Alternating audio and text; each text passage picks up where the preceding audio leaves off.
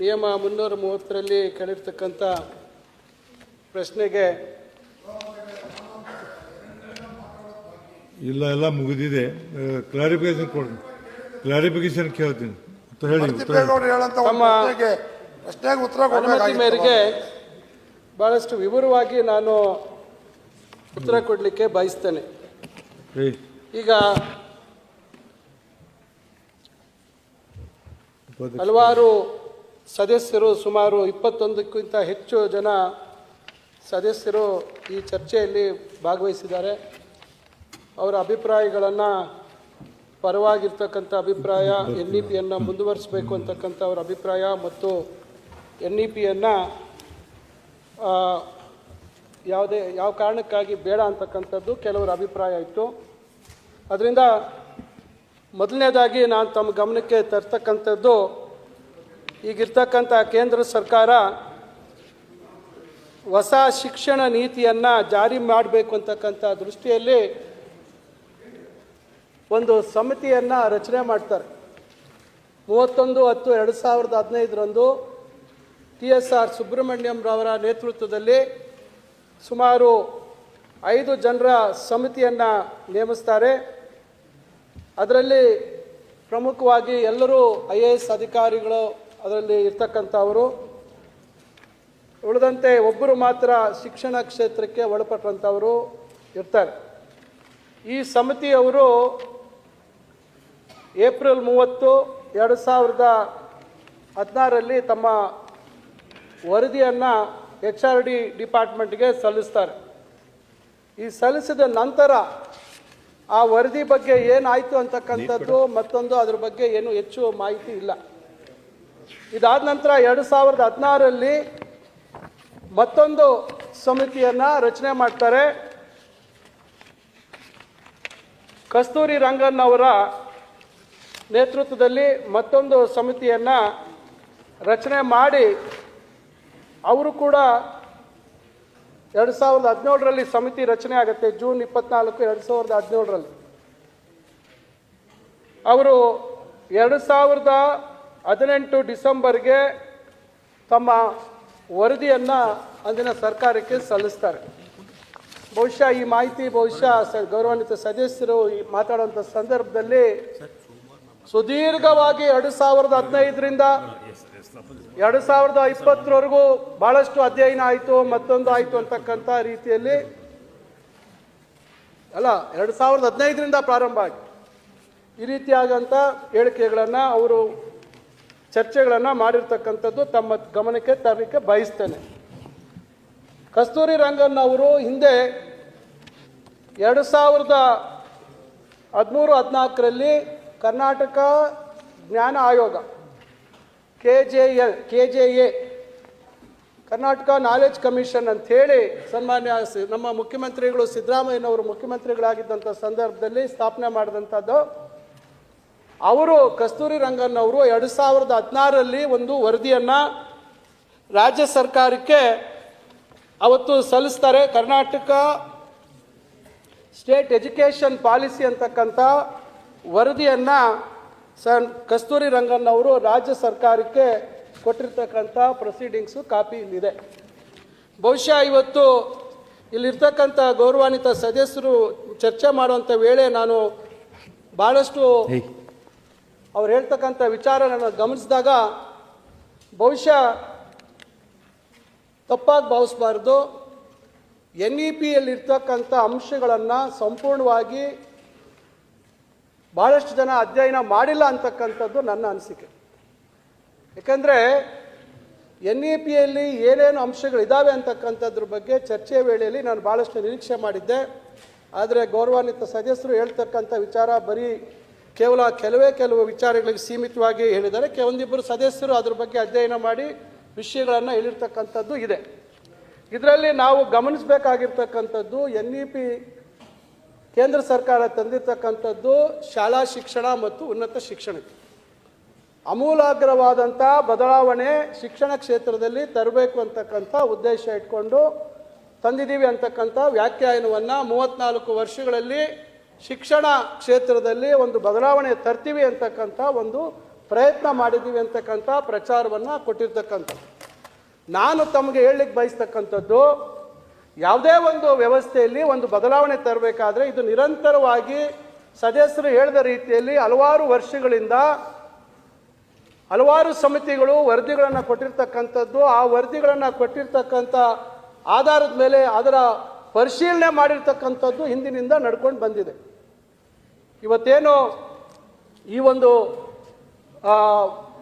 National education policy ಬಂದಿದೆ, ಇದರಲ್ಲಿ ಶಾಲಾ ಶಿಕ್ಷಣಕ್ಕೆ ಸಂಬಂಧಪಟ್ಟಂತೆ ಭಾಳಷ್ಟು ಬದಲಾವಣೆಗಳನ್ನು ತರ್ತಕ್ಕಂಥದ್ದಕ್ಕೆ ಸಲಹೆಗಳನ್ನು ಕೊಟ್ಟಿದ್ದಾರೆ. ಅದೇ ರೀತಿ ಉನ್ನತ ಶಿಕ್ಷಣಕ್ಕೆ ತರ್ತಕ್ಕಂಥದ್ದಿದೆ. ನಾನು ತಮಗೆ ಇಲ್ಲಿ ಗಮನಕ್ಕೆ ತರ್ತಕ್ಕಂಥದ್ದು ವಿಚಾರ, ಯಾವುದೇ ಒಂದು ವ್ಯವಸ್ಥೆಯನ್ನು ಒಂದು ಬದಲಾವಣೆ ತರಬೇಕಾದಾಗ ಹಿಂದೆ ಇರ್ತಕ್ಕಂಥ ವ್ಯವಸ್ಥೆಯಲ್ಲಿರ್ತಕ್ಕಂಥ ಲೋಪಗಳೇನು, ಹಿಂದೆ ಇರ್ತಕ್ಕಂಥ ವ್ಯವಸ್ಥೆ ಒಂದು ಸಂಪೂರ್ಣವಾಗಿ ನಿರೀಕ್ಷಿತ ಮಟ್ಟದಲ್ಲಿ ಉದ್ದೇಶಿತ ಗುರಿಯನ್ನು ತಲುಪಿದೆಯಾ ಇಲ್ಲ ಅಂತಕ್ಕಂಥದ್ದನ್ನು ಅಧ್ಯಯನ ಮಾಡಬೇಕಾಗಿತ್ತು.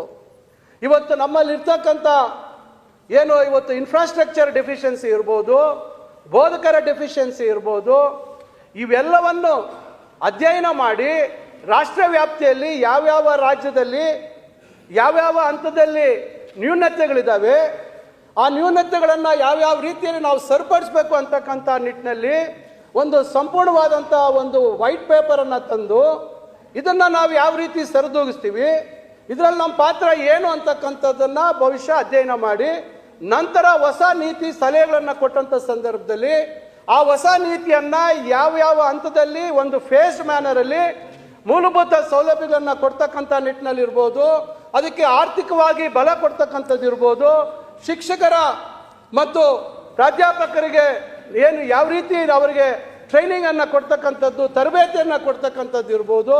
ಇವತ್ತು ಕೌಶಲ್ಯಾಭಿವೃದ್ಧಿಗೆ ಹೆಚ್ಚು ಒತ್ತು ಕೊಟ್ಟಿದ್ದೀವಿ ಅಂತಕ್ಕಂಥ ಮಾತು ಹೇಳ್ತಾರೆ. ಕೌಶಲ್ಯಾಭಿವೃದ್ಧಿಗೆ ಸಂಬಂಧಪಟ್ಟಂತೆ ಯಾವ ರೀತಿ ಇನ್ಫ್ರಾಸ್ಟ್ರಕ್ಚರ್ ನೆಸಿಟಿ ಇದೆ, ಅದಕ್ಕೆ ಯಾವ ರೀತಿ ನಾವು ಅದಕ್ಕೆ ಹೊಂದಿಕೆ ಮಾಡಬೇಕು ಅಂತಕ್ಕಂಥದ್ದು, ಇವೆಲ್ಲ ವಿಚಾರಗಳ ಬಗ್ಗೆ ಸಮಗ್ರವಾದಂಥ ಅಧ್ಯಯನ ಮಾಡಿ ಅದಕ್ಕೆ ಯಾವ ರೀತಿ ಸರ್ಕಾರ ಕೂಡ ಕ್ರಮ ತಗೋಬೇಕು ಅಂತಕ್ಕಂಥದ್ದನ್ನು ಕೂಡ ಇದರಲ್ಲಿ ಅಂಶದಲ್ಲಿ ಇದನ್ನು ಯಾವುದೂ ಗಮನಿಸಿಲ್ಲ. 1986ರ ಒಂದು ಏನು ನೀತಿ ಬಂದಂಥ ಸಂದರ್ಭದಲ್ಲಿ ಶಿಕ್ಷಣ ಕ್ಷೇತ್ರಕ್ಕೆ GSDP 6% ಶಿಕ್ಷಣ ಕ್ಷೇತ್ರಕ್ಕೆ ವಿನಿಯೋಗಿಸಬೇಕು ಅಂತಕ್ಕಂಥ ಸಲಹೆಯನ್ನು ಆ ಸಂದರ್ಭದಲ್ಲಿ ಕೊಟ್ಟಿದ್ರು. ಅದು ಕೇಂದ್ರ ಸರ್ಕಾರ ಇರ್ಬೋದು, ರಾಜ್ಯ ಸರ್ಕಾರ ಇರ್ಬೋದು. ಇದನ್ನು ನಾವು ಗಮನಿಸಿದಾಗ ಕೇಂದ್ರ ಸರ್ಕಾರ ಇರ್ಬೋದು, ನಾನು ಅವ್ರ ಬಗ್ಗೆ ಇವ್ರ ಬಗ್ಗೆ ಟೀಕೆ ಮಾಡೋಕ್ಕೆ ಹೋಗೋದಿಲ್ಲ. ಕೇಂದ್ರ ಸರ್ಕಾರಗಳು ಕೂಡ ಯಾವ್ಯಾವ ಸಂದರ್ಭದಲ್ಲಿ ಎಷ್ಟು ಪರ್ಸೆಂಟೇಜ್ ಕೊಡಬೇಕಿತ್ತು ಯಾರೂ ಕೊಟ್ಟಿಲ್ಲ, ಅದು ರಾಜ್ಯ ಸರ್ಕಾರಗಳು ಕೊಟ್ಟಿಲ್ಲ. ಇದನ್ನ ಭವಿಷ್ಯ ಗಮನಿಸ್ತಕ್ಕಂಥದ್ದು ಬಹಳ ಉತ್ತಮ ಆಗ್ತಾ ಇತ್ತು, ಅದ್ರ ಬಗ್ಗೆ ಹೆಚ್ಚು ಗಮನ ಕೊಡುವಂಥದ್ದು ಆಗಬೇಕಾಗಿತ್ತು. ಇದನ್ನ ಭವಿಷ್ಯ ಗಮನ ಕೊಡದೇ ಇರ್ತಕ್ಕಂಥದ್ದಾಗಿದೆ. ಇವತ್ತು ಗ್ಲೋಬಲೈಸೇಷನ್ ಬಗ್ಗೆ ಮಾತಾಡಿದ್ರು ಸ್ನೇಹಿತರೆಲ್ಲರೂ, ಬಹಳಷ್ಟು ಜನ ಗ್ಲೋಬಲೈಸೇಷನ್ ಅಂತ ಮಾತಾಡ್ತಾ ಇರ್ತಕ್ಕಂಥ ಸಂದರ್ಭದಲ್ಲಿ ಇವತ್ತು ಒಂದು ಬದಲಾವಣೆ ತರ್ತಕ್ಕಂಥ ಸಂದರ್ಭದಲ್ಲಿ ಇವತ್ತು ಕೆಳ ಹಂತದಿಂದ ನಾವು ಮೇಲಕ್ಕೆ ಹೋಗ್ಬೇಕಾ, ಮೇಲ್ಗಡೆಯಿಂದ ಕೆಳಗೆ ಬರ್ಬೇಕಾ ಅಂತಕ್ಕಂಥದ್ದು ಕೂಡ ತಾವು ಅರ್ಥ ಮಾಡ್ಕೋಬೇಕಾಗುತ್ತೆ. ಇವತ್ತು ರಾಜ್ಯದಲ್ಲಿ 2020ರಲ್ಲಿ ಏನು ಹೊಸ ಶಿಕ್ಷಣ ನೀತಿಯನ್ನು ಕೇಂದ್ರ ಸರ್ಕಾರ ಘೋಷಣೆ ಮಾಡಿದಂಥ ಸಂದರ್ಭದಲ್ಲಿ ಇಲ್ಲಿ ಟಾಸ್ಕ್ ಫೋರ್ಸ್ ಅನ್ನ ರಚನೆ ಮಾಡಿದ್ರು. Implementation of national education policy ಇನ್ ಕರ್ನಾಟಕ ಅಂತೇಳಿ ಒಂದು ಟಾಸ್ಕ್ ಫೋರ್ಸ್ ರಚನೆ ಮಾಡ್ತು. 2021ಕ್ಕೆ ಇದನ್ನು ಅನುಷ್ಠಾನ ಮಾಡ್ತೀವಿ ಅಂತಕ್ಕಂಥ ಘೋಷಣೆ ಮಾಡಿದ್ರು.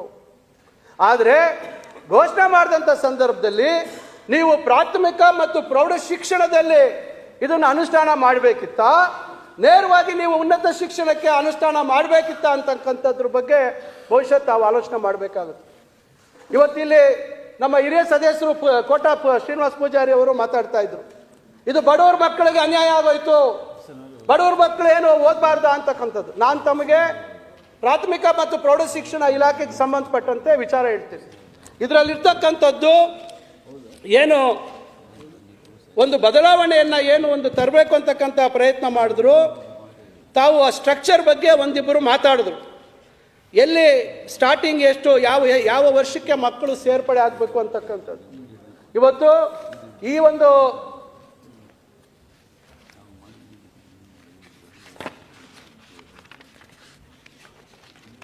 ಒಂದು ವಿಚಾರದಲ್ಲಿ restructuring school curriculum and pedagogy in a new 5+3+3 4 design ಅಂತ ಇದೆ. ದಯವಿಟ್ಟು ನಾನು ತಮ್ಮ ಗಮನಕ್ಕೆ ತರಲಿಕ್ಕೆ ಬಯಸ್ತೇನೆ. 5 3ನೇ ವರ್ಷದಿಂದ ಪ್ರಾರಂಭ ಆಗ್ತದೆ. 3 to 8 ಫೌಂಡೇಶನ್ ಸ್ಟೇಜ್, 8 to 11 ಇವತ್ತು ಪ್ರಿಪರೇಟರಿ ಸ್ಟೇಜ್, 11 to 14 ಇವತ್ತು ಮಿಡಲ್ ಸ್ಟೇಜ್, ಮತ್ತೆ 14 to 18 ಸೆಕೆಂಡ್ರಿ ಸ್ಟೇಜ್. ಇವತ್ತು ನಾನು ತಮಗೆ ಹೇಳ್ತಕ್ಕಂಥದ್ದು, ಬಹಳಷ್ಟು ಜನ ಮಾತಾಡಿದ್ರು ಬಡವರಿಗೆ ಉತ್ತಮ ಶಿಕ್ಷಣ ಬೇಕಿಲ್ವಾ ಅಂತಕ್ಕಂಥ ರೀತಿಯಲ್ಲಿ ತಾವು ಮಾತಾಡೋದು. ಇದನ್ನು ತಾವು ಅನುಷ್ಠಾನ ಮಾಡಿಲ್ಲ. ಪ್ರಾಥಮಿಕ ಶಿಕ್ಷಣದಲ್ಲಿ ತಾವು ಅನುಷ್ಠಾನ ಮಾಡಿಲ್ಲ. NEP ತಾವು ಕೇವಲ ಪಠ್ಯಗಳಲ್ಲಿ ತಮಗೆ ಬೇಕಾದಂಥ ವಿಚಾರಗಳನ್ನು, ತಮ್ಮ ಅನುಕೂಲಕ್ಕೆ ಬೇಕಾದಂಥ ವಿಚಾರಗಳನ್ನು ಬದಲಾವಣೆ ತರ್ತಕ್ಕಂಥ, ಸೇರಿಸ್ತಕ್ಕಂಥ ಒಂದು ಪ್ರಯತ್ನದ ಬಗ್ಗೆ ಗಮನ ಕೊಟ್ಟರೆ ವಿನಾ ಏನಿವತ್ತು ಇಲ್ಲಿ NEPಯಲ್ಲಿ ತೋರಿಸಿರ್ತಕ್ಕಂಥ ಸ್ಟ್ರಕ್ಚರ್ ಬಗ್ಗೆ, ಇದು ಯಾವ ರೀತಿ ಅನುಷ್ಠಾನ ಮಾಡಲಿಕ್ಕೆ ಸಾಧ್ಯ ಇದೆ ಅಂತಕ್ಕಂಥದ್ರ ಬಗ್ಗೆ ತಾವು ಹೆಚ್ಚು ಗಮನ ಕೊಡಲಿಲ್ಲ ಅಂತಕ್ಕಂಥ ಮಾತು ಹೇಳ್ತೇನೆ. ಇವತ್ತು ಮಾತಾಡಿದಂಥ ಸಂದರ್ಭದಲ್ಲಿ ಹೇಳಿದ್ರು, CBSE ಬಗ್ಗೆ ಹೇಳಿದ್ರು, ICSE ಬಗ್ಗೆ ಹೇಳಿದ್ರು, ಮತ್ತು ಬೇರೆ ಬೇರೆ IG ಮತ್ತೊಂದು ಬೇರೆ ಬೇರೆ ಇದಾವೆ. ನಾನು ತಮಗೆ ಹೇಳ್ತಾ ಇರ್ತಕ್ಕಂಥದ್ದು, ಇವತ್ತು ನಮ್ಮ ಸ್ಟೇಟ್ ಸಿಲೆಬಸ್ಸಲ್ಲೇ, ನಮ್ಮ ಸ್ಟೇಟ್ ಸಿಲೆಬಸ್ ಇರ್ತಕ್ಕಂಥ ಸ್ಟೇಟ್ ಸಿಲೆಬಸ್ಸಲ್ಲಿ ಇವತ್ತು ಪ್ರೈವೇಟ್ ಸ್ಕೂಲ್ಸಲ್ಲಿ ಇವತ್ತು LKG ಇದೆ, UKG ಇದೆ. CBSE ಸ್ಕೂಲಲ್ಲಿ ಮಾತ್ರ ಇಲ್ಲ, ದಯವಿಟ್ಟು ಇದನ್ನು ಅರ್ಥ ಮಾಡ್ಕೋಬೇಕು. ಇವತ್ತು LKG UKG ಇವತ್ತು 4 ವರ್ಷಕ್ಕೆ ಎಂಟ್ರಿ ಆಗ್ತಕ್ಕಂಥದ್ದು ಇವತ್ತು ಆಲ್ರೆಡಿ ಪ್ರೈವೇಟ್ ಶಾಲೆ ವ್ಯವಸ್ಥೆಯಲ್ಲಿ ಇದೆ.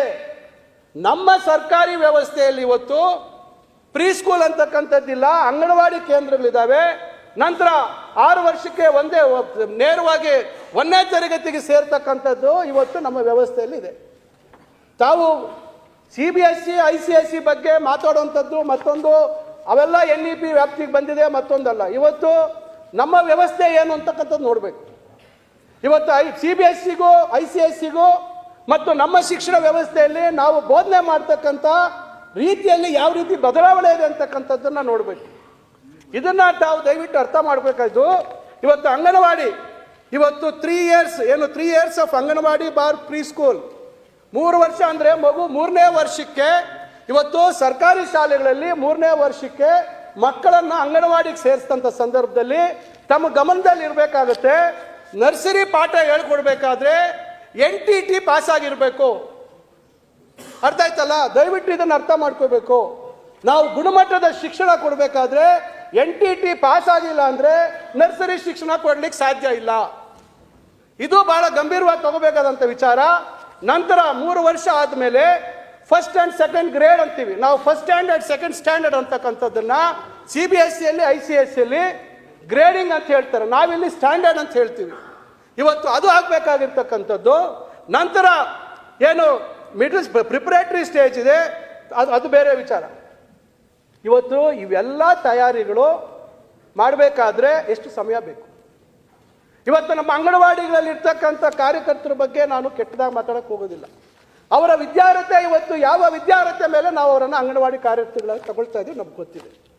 ಅವರು ನೀವು ಹೇಳ್ತಕ್ಕಂಥ ಗ್ಲೋಬಲೈಸೇಷನ್ನು, CBSE ಮಾದರಿ ಶಿಕ್ಷಣ, ಇವೆಲ್ಲ ಮಕ್ಕಳನ್ನು ತಯಾರು ಮಾಡಬೇಕಾದ್ರೆ ಇವತ್ತು ಇಲ್ಲೇ ಹೇಳಿರ್ತಕ್ಕಂಥ ರೀತಿಯಲ್ಲಿ ECCE ಅಂತಿದೆ, early childhood care and education ಅಂತಕ್ಕಂಥದ್ರಲ್ಲಿ ನಾವು ಬಹಳಷ್ಟು ಅಂಶಗಳಿದ್ದಾವೆ. ಇದರಲ್ಲಿ ಇದನ್ನೆಲ್ಲ ನಾವು ಪೂರ್ವ ತಯಾರಿ ಇಲ್ದಿರಾ, ಯಾವುದೇ ಒಂದು ಮುಂದಾಲೋಚನೆ ಇಲ್ದಿರಾ, ಇದಕ್ಕೆ ಬೇಕಾದಂಥ ಮೂಲಭೂತ ಸೌಲಭ್ಯಗಳನ್ನು ಒದಗಿಸ್ದಿರಾ, ಅವ್ರಿಗೆ ಬೇಕಾದಂಥ ಮಾಡೆಲ್ಸು ಮಗದೊಂದು ಇವೆಲ್ಲ ಪ್ಲೇ ಐಟಮ್ಸು ಇವತ್ತೇನು ಇದ್ರೆ ನಾನು ತಮಗೆ ಓದ್ತೇನೆ.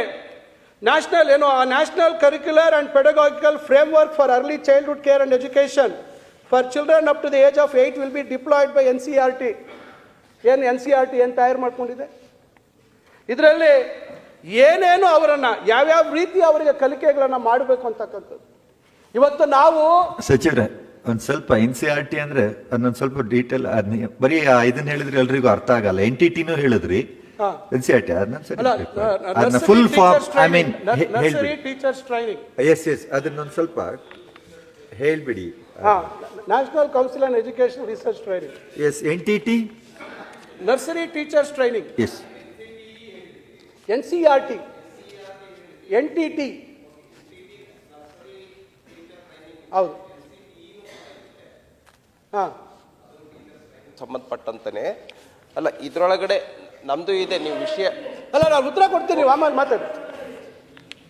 ಇವತ್ತು ಭಾಳಷ್ಟು ಅಂಶಗಳು, ಯಾಕಂದರೆ ಇವತ್ತು ನೇರವಾಗಿ ನಾವು 15ನೇ ಫ್ಲೋರ್ಗೆ ಹೋಗಿದ್ದೀವಿ. ನಾವು ಫೌಂಡೇಶನ್ನೇ ಹಾಕಿಲ್ಲ, ಭದ್ರವಾದ ಬುನಾದಿ ಹಾಕ್ತೀರಾ. ಇವತ್ತು ನೇರವಾಗಿ ನೀವು ಏನು ಇಂಟರ್ ಡಿಸಿಪ್ಲಿನರಿ ಅಂತ ಮಾತಾಡ್ತೀರಾ, ಮಲ್ಟಿ ಡಿಸಿಪ್ಲಿನರಿ ಅಂತ ಮಾತಾಡ್ತೀರಾ, ಏನು ಎಕ್ಸಿಟ್ಟು, ಏನು ಮಲ್ಟಿಪಲ್ ಎಂಟ್ರಿ ಮಲ್ಟಿಪಲ್ ಎಕ್ಸಿಟ್ ಅಂತ ಮಾತಾಡ್ತೀವಿ. ನಾವು ಯಾವುದೇ ಒಂದು ವ್ಯವಸ್ಥೆಯಲ್ಲಿ, ಒಂದು ಉನ್ನತ ಶಿಕ್ಷಣ ಇಲಾಖೆಯಲ್ಲಿ ಬದಲಾವಣೆಗಳನ್ನು ತರಬೇಕಾದಂಥ ಸಂದರ್ಭದಲ್ಲಿ ನಾವು ಕೆಳ ಹಂತದಿಂದ ಈ ಬದಲಾವಣೆಗಳನ್ನು, ಈ ಮಾರ್ಪಾಡುಗಳನ್ನು, ಮಕ್ಕಳ ಮನಸ್ಥಿತಿಯನ್ನು ಬದಲಾವಣೆಗಳು ತರ್ಕೊಂಡು ಬರಬೇಕಾಗತ್ತೆ. ಇವತ್ತು ಈ CBSE ICSEಲ್ಲೂ ತಾವು ಹೋಗಿ, ನಾವು ಹೇಳ್ಕೊಡ್ತಕ್ಕಂಥ ರೀತಿಯಲ್ಲಿ ಬದಲಾವಣೆ ಇದೆ. CBSEಯಲ್ಲಿ ಇವತ್ತು ಪ್ರಾಜೆಕ್ಟ್ ಬೇಸ್ಡ್ ಇವತ್ತು ಎಜುಕೇಷನ್ ಸಿಸ್ಟಮ್. ಇವತ್ತು ಅದಕ್ಕೆ ಯಾವ ರೀತಿ ನಾವು ತಯಾರಾಗಿದ್ದೀವಿ. ಇವತ್ತು ನಾವು ನಮ್ಮ ಸುಶೀಲ್ ನಮೋಜಿ ಸಾಹೇಬರು ಮಾತಾಡಿದಾಗ ಹೇಳಿದ್ರು, ನಾವು ಫೋನ್ ಯೂಸ್ ಮಾಡಿದಾಗ iOS ಯೂಸ್ ಮಾಡ್ತೀವಾ ಇಲ್ಲ ಆಂಡ್ರಾಯ್ಡ್ ಸಿಸ್ಟಮ್ ಯೂಸ್ ಮಾಡ್ತೀವಾ ಅಂತಕ್ಕಂಥದ್ದು. ನಾನು ತಮ್ಗೆ ಕೇಳ್ತಕ್ಕಂಥದ್ದು ಇವತ್ತು ಯಾವುದೇ ಒಂದು ವ್ಯವಸ್ಥೆಯಲ್ಲಿ ಒಂದು ಪುಸ್ತಕ ತಗೊಂಡೋಗಿ ಟೀಚರು ಇದೇನೋ ಗೊತ್ತಿಲ್ಲ ಮಗ, ನೀನು ಹೇಳ್ಕೊಡು ಮಗ ಅಂತ ಮಕ್ಕಳು ಕೇಳೋ ಪರಿಸ್ಥಿತಿ ಆಗಬೇಕಾ? ನಮ್ಮಲ್ಲಿ ಇರ್ತಕ್ಕಂಥ ಟೀಚರ್ಸ್ಗೆ ಟ್ರೈನಿಂಗ್ ಬೇಡವಾ? ಅವರ ಒಂದು ಜ್ಞಾನವನ್ನು ಇವತ್ತಿನ ಪರಿಸ್ಥಿತಿ, ಇವತ್ತು ಏನು ಬದಲಾದ ಒಂದು ಪಠ್ಯಗಳು ಅಥವಾ ಬದಲಾದ ವ್ಯವಸ್ಥೆ, ಪೆಡಗಾಗಿಗೆ ಟೀಚಿಂಗ್ ಮೆಥಡಾಲಜೀಸ್ ಏನು ಇವತ್ತು ಚೇಂಜ್ ಮಾಡಬೇಕು, ಅದಕ್ಕೆ ಅನುಗುಣವಾಗಿ ಅವರಲ್ಲಿ ಬದಲಾವಣೆ, ಅವರ ತಯಾರಿ ಮಾಡ್ತಕ್ಕಂಥದ್ದು ಬೇಡವಾ? ಇದು ಯಾವುದಕ್ಕೆ ಗಮನ ಕೊಟ್ಟಿದೆ ದಯವಿಟ್ಟು ಯೋಚನೆ ಮಾಡಿ. ಇವೆಲ್ಲ ಹೇಳ್ಕೊಂಡ್ರೆ ಭಾಳಷ್ಟಿದೆ. ಇವು ಮುಖ್ಯವಾಗಿ ನಾನು ಹೇಳ್ತಕ್ಕಂಥದ್ದು, ಇವತ್ತು ಶಾಲಾ ವ್ಯವಸ್ಥೆಯಲ್ಲಿ ತಾವೇ ಚರ್ಚೆ ಮಾಡ್ತಾ ಇದ್ರಿ, ಮೊನ್ನೆ ಇರಬೇಕು ಪ್ರಮೋಷನ್ಸ್ ಬಗ್ಗೆ. ಇವತ್ತು ಎಷ್ಟು ಸಮಸ್ಯೆಗಳಿದ್ದಾವೆ. ಇವತ್ತು ಶಾಲಾ ಶಿಕ್ಷಣದಲ್ಲಿ ಎಷ್ಟು ಜನ ಅತಿಥಿ ಉಪನ್ಯಾಸಕರಿದ್ದಾರೆ, ಉನ್ನತ ಶಿಕ್ಷಣ ಇಲಾಖೆಯಲ್ಲಿ ಎಷ್ಟು ಜನ ಅತಿಥಿ ಉಪನ್ಯಾಸಕರಿದ್ದಾರೆ. ಈಗ ತಾನೇ ಗೌರವಾನ್ವಿತ ಸದಸ್ಯರು ಪ್ರಶ್ನೆ ಕೇಳಿದರು ಕಾಯಮಾತಿ ಬಗ್ಗೆ. ನಾನು ಅಟಲ್ ಬಿಹಾರಿ ವಾಜಪೇಯಿ ಅವರನ್ನ ನಾನು ಮೆಚ್ಕೊಳ್ತೇನೆ. ಸರ್ವ ಶಿಕ್ಷಣ ಅಭಿಯಾನವನ್ನು ತಂದರು, ಶಾಲೆಗಳ ರೂಪ ಬದಲಾವಾಯಿತು. ಆ ಕಾರ್ಯಕ್ರಮವನ್ನು ನಂತರ ಬಂದಂಥ UPA ಸರ್ಕಾರ, ಮನಮೋಹನ್ ಸಿಂಗ್ ಅವರ ಸರ್ಕಾರ ಮುಂದುವರಿಸ್ಕೊಂಡು ಹೋಯಿತು. ನಂತರ ಮಾಧ್ಯಮಿಕ ಶಿಕ್ಷಣ ಅಭಿಯಾನ ಅಂತಕ್ಕಂಥ ಕಾರ್ಯಕ್ರಮ ತರ್ತು. ಹಂತವಾಗಿ ಇವತ್ತು ಶಾಲೆಗಳಲ್ಲಿ ಮೂಲಭೂತ ಸೌಲಭ್ಯ ಕೊಡ್ತಕ್ಕಂಥ ಕಾರ್ಯಕ್ರಮಗಳನ್ನು, ಉತ್ತಮವಾದಂಥ ಕಾರ್ಯಕ್ರಮಗಳನ್ನು ಮುಂದುವರಿಸ್ಕೊಂಡು ಹೋಯಿತು. ತಮಗೆ ಗೊತ್ತಿದೆ, ಇವತ್ತು ಅಟಲ್ ಬಿಹಾರಿ ವಾಜಪೇಯಿ ಅವರು ಏನಿವತ್ತು ಗೋಲ್ಡನ್ ಕ್ವಾಡ್ರಾಟರ್ ಇರ್ಬೋದು, ಬೇರೆ east west north west corridor ಇರ್ಬೋದು, east west north south corridors, golden quadrilateral, ಅದನ್ನ ಕೂಡ UPA ಸರ್ಕಾರ ಮುಂದುವರಿಸಿತು. ಯಾಕಂದ್ರೆ ಮಾತಾಡುವಂತವ್ರು ಹೇಳಿದ್ರು ಅದಕ್ಕೆ ಇದನ್ನು ಮುಂದುವರಿಸಿ ಆಧಾರ್. ನಾನು ಹೇಳ್ತಾ ಇದ್ದೀನಿ ಇದರಲ್ಲಿ ಏನು ಇದು ಎಲ್ಲಿ, ಯಾಕೆ ನಾನು ಹೇಳ್ತಾ ಇದ್ದೀನಿ ತಮಗೆ ಇದು ಮಾಹಿತಿ ಕೊರತೆ ಎಷ್ಟಿದೆ ಅಂತಕ್ಕಂಥದ್ದಕ್ಕೆ ಹೇಳ್ತಾ ಇದ್ದೀನಿ. ಎಲ್ಲಿ ಎಡವಿದ್ದೀರಾ ನೀವು ಬಹಳ ಒಳ್ಳೆ ಉಪಕಾರನೇ ಮಾಡಿದ್ದೀರಾ. ನೀವು ಆತರ ಪಟ್ಟು ಬೆನ್ನು ತಟ್ಕೋಬೇಕು. ಇಡೀ ದೇಶದಲ್ಲೇ ಕರ್ನಾಟಕನೇ ಒಂದು ನಿಮಿಷ ದಯವಿಟ್ಟು ನಾನು ಹೇಳ್ತೀನಿ, ತಾವು ಆಮೇಲೆ ಮಾತಾಡಿ ದಯವಿಟ್ಟು ಸರ್. ನಾನು ಹೇಳ್ತೀನಿ ತಮಗೆ, ನಾನು ಎಲ್ಲ ಸಂಪೂರ್ಣವಾಗಿ ಹೇಳಿದ್ಮೇಲೆ ತಾವು ಮಾತಾಡಿ. ನಾನು ಹೇಳ್ತೇನೆ.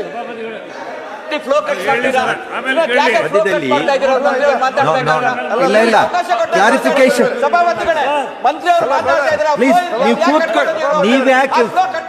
ಮಂಜಾತ್ ಭಂಡಾರಿ ಅವರೇ, ಸಚಿವರು ಉತ್ತರ ಕೊಡ್ತಾರೆ, ನೀವ್ ಯಾಕೆ ಉತ್ತರ ಕೊಡಕ್ ಹೋಗ್ತೀರಿ? ವೆಂಕಟೇಶ್ ಅವರೇ ಕೂತ್ಕೊಳ್ಳಿ, ಸಚಿವರು ಸಮರ್ಥರಿದ್ದಾರೆ, ಅದಕ್ಕೆ ಉತ್ತರ ಕೊಡ್ತಾರೆ. ಮಧ್ಯದಲ್ಲಿ ಸಣ್ಣ ಪುಟ್ಟ ಕ್ಲಾರಿಫಿಕೇಶನ್ಗಳನ್ನ ಕೇಳೋದಕ್ಕೆ ಅವಕಾಶಗಳಿದೆ. ಏನಾದ್ರು ಸಣ್ಣ ಪುಟ್ಟ ಕ್ಲಾರಿಫಿಕೇಶನ್ ಇದ್ರೆ ಕೇಳ್ಕೊಳ್ಳಿ, ತೊಂದರೆ ಇಲ್ಲ. ಒಂದು ಹೆಲ್ದಿ ಆರ್ಗ್ಯುಮೆಂಟ್ ಆಗ್ತಾ ಇದೆ, ಆರೋಗ್ಯಕರವಾಗಿ ಚರ್ಚೆ ಆಗ್ತಾ ಇದೆ, ಅದ್ರಲ್ಲಿ ಯಾಕೆ ಗೊಂದಲ ಸೃಷ್ಟಿ ಮಾಡ್ತೀರಿ? ಮಾತನಾಡಿ. ಇಲ್ಲ, ಈ ಸದನದ ಒಬ್ಬ ಸದಸ್ಯನಾಗಿ ಮಾನ್ಯ ಮಂತ್ರಿಗಳು ಉತ್ತರ ಕೊಡ್ತಾ ಇರುವಾಗ ಮಧ್ಯಪ್ರವೇಶ ಮಾಡಿದ್ದು ಹೌದು, ಮಂತ್ರಿಗಳು ಈಲ್ಡಾಗಿದ್ದಾರೆ ಅಂತ ನಾನು ಭಾವಿಸಿದ್ದೆ. ಆದರೆ ಈ ಸದನ ನಡೆಸ್ತಾ ಇರುವುದು ಮಂಜುನಾಥ್ ಭಂಡಾರ ಅಥವಾ ವೆಂಕಟೇಶ್ವರ ಅನ್ನೋದ್ರ ಬಗ್ಗೆ ನಂಗೆ ಜಿಜ್ಞಾಸೆ ಇದೆ. ಆ ಕಾರಣಕ್ಕೆ ಬೇಡ, ಕೂತ್ಕೊಳ್ಳಿ. ಮಂಜುನಾಥ್ ಭಂಡಾರಿ, ವೆಂಕಟೇಶ್ ಅವರೇ ಪ್ಲೀಸ್ ಇಡ, ಕೂತ್ಕೊಳ್ಳಿ. ಮಂಜುನಾಥ್ ಭಂಡಾರಿ ಅವರಿಗೆ ಮತ್ತು ವೆಂಕಟೇಶ್ ನೋಡಿ, ಸಚಿವರು ಇದ್ದೀರಿ, ಕೂತ್ಕೊಳ್ಳಿ.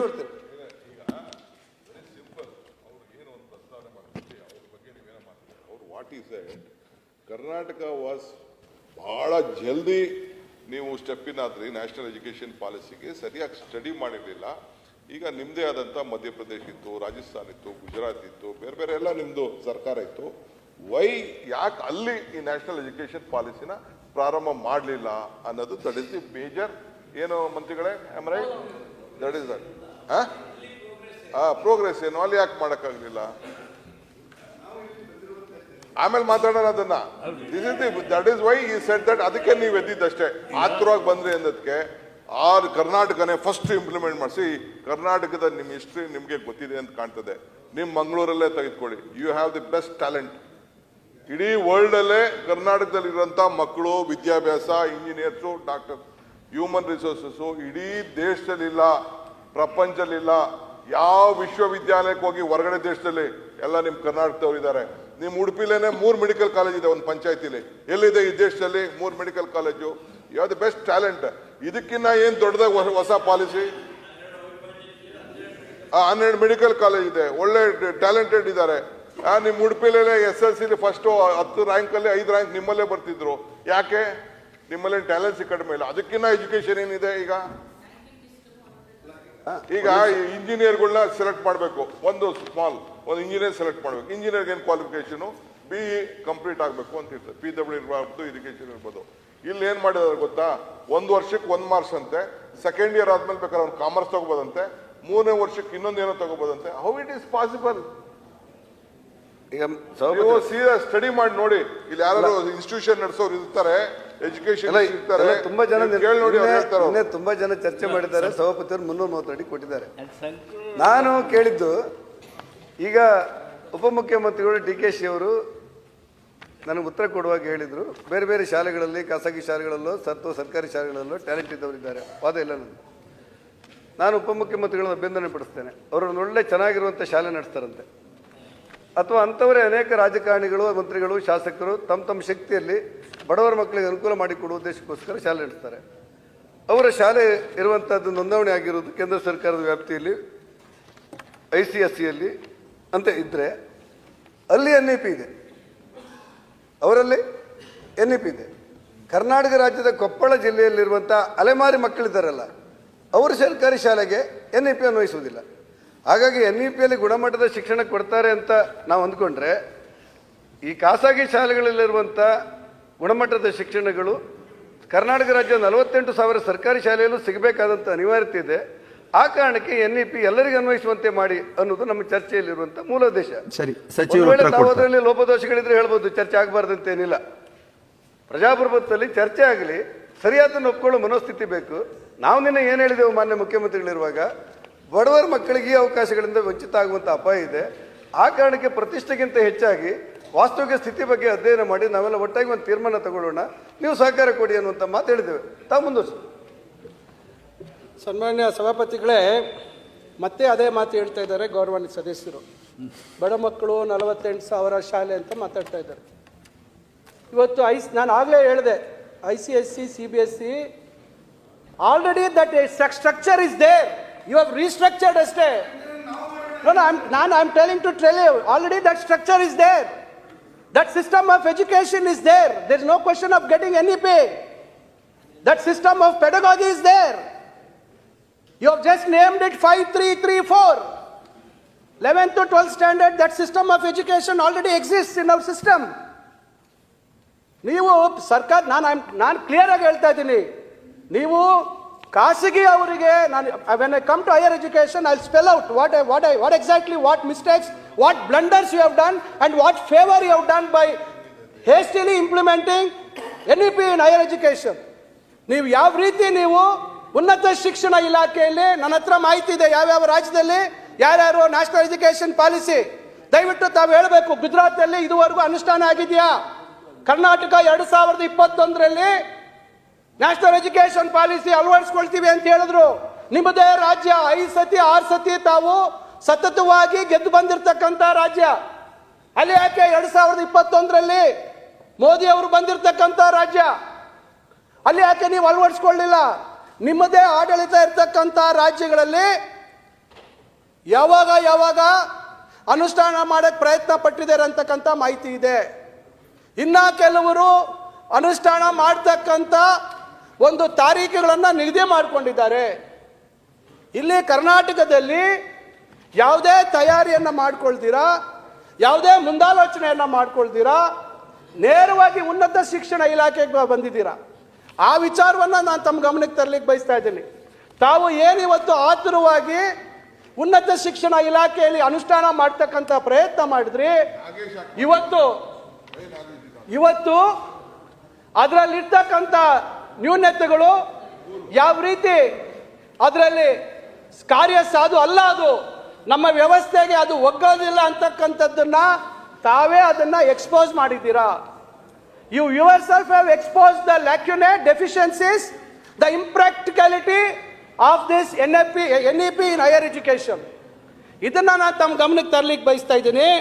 ಅದರಿಂದ ಇವತ್ತು ಏನು ತಾವು ಮಾತಾಡ್ತಾ ಇದ್ರಿ ಹಲವಾರು ವಿಚಾರದಲ್ಲಿ,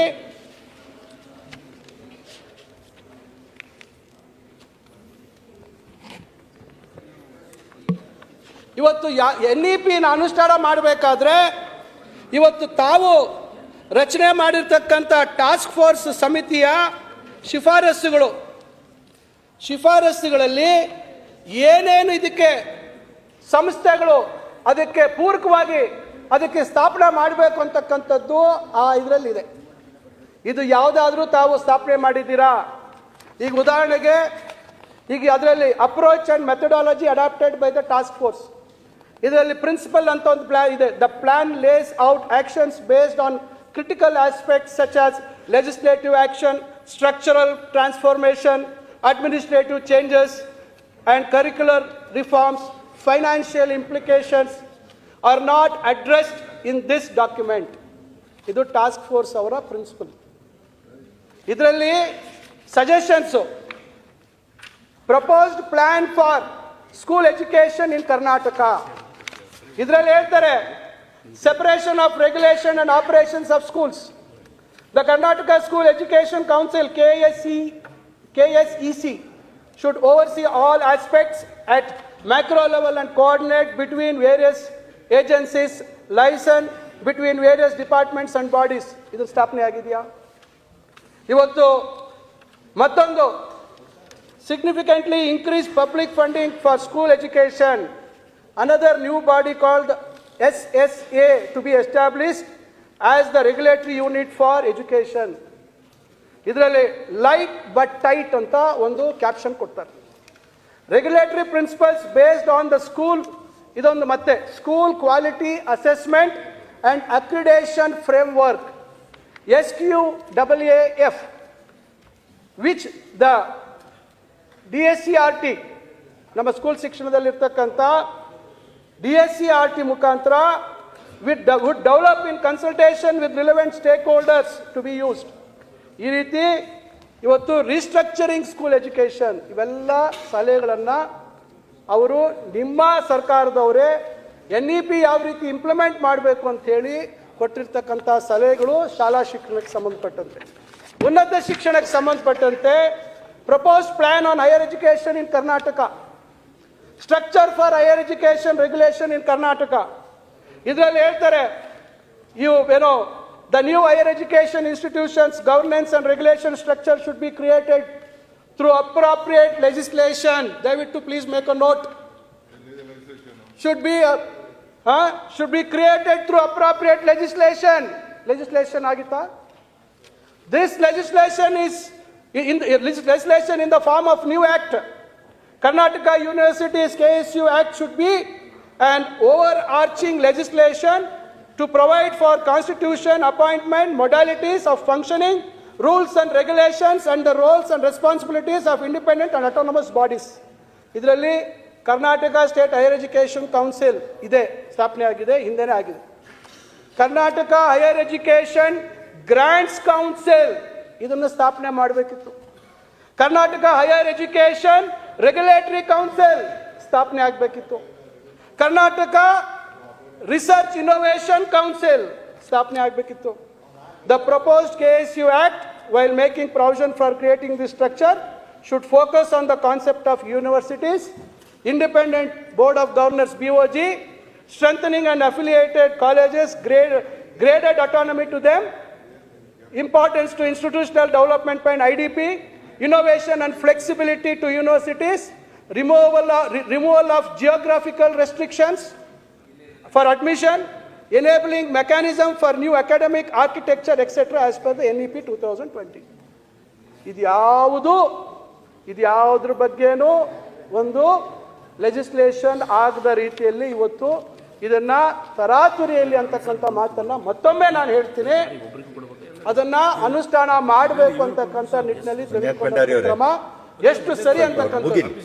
ಅದರಿಂದ ಇವತ್ತು ಮತ್ತೊಂದು ವಿಚಾರ, ಈಗ ತಾವು ಬಹಳಷ್ಟು ಇವತ್ತು ಗ್ಲೋಬಲೈಸೇಷನ್ ಬಗ್ಗೆ ಮಾತಾಡ್ತೀವಿ.